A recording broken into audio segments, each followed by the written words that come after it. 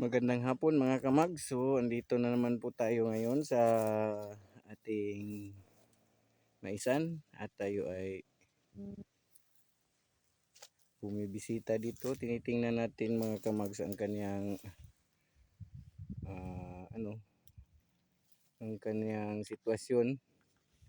So far mga kamag ay maganda naman. So, ito tingnan. Yan mga kamag. So,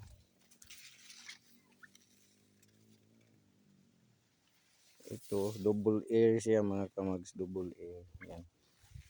So, malalaki naman ang kanyang mga bunga mga kamags. Yan o.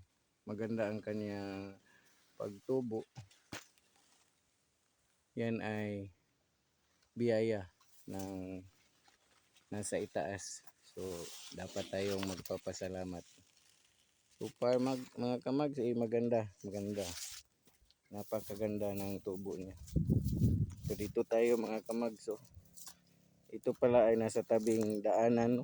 Itong daanan na ito mga kamags ay papunta doon sa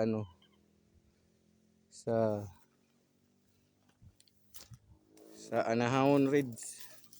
Yun, ang Anahon Ridge ay doon na. Kita nyo mga kamags yan sa bandang yan. Dyan. Anahon Ridge yan. So, dito po ang ating maisan madadaanan. So kita nyo maraming mga pumupunta dito mga kamags.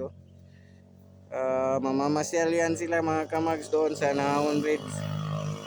Shout out. So pupunta yon sila doon mga kamags para mamasyal.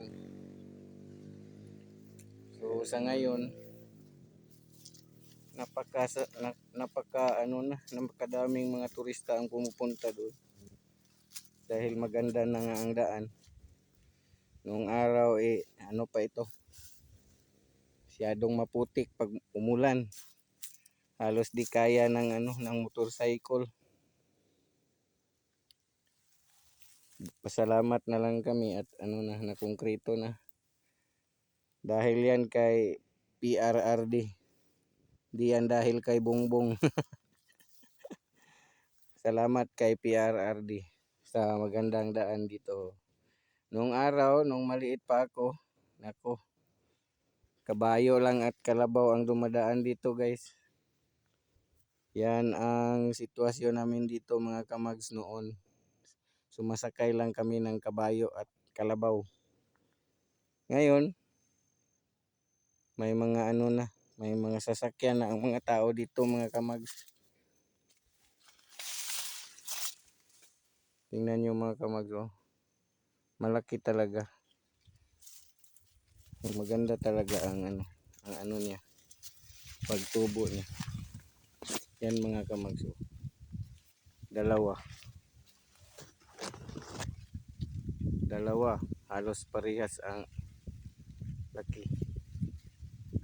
So ito palang variety na ito ay Decalb 8131. Itong Decalb lang, hindi siya nagdo-double air pero ngayon meron siya mga double air dahil sa ganda ng ng pagtubo niya. So dito tayo mga kamags. Punta tayo sa loob. At tayo ay may gagawing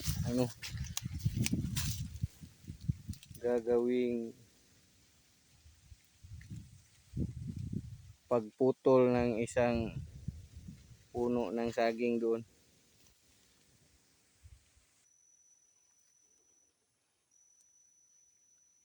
So dito na tayo mga kamags, yan yung puputulin natin mga kamags. Ika mga kamags.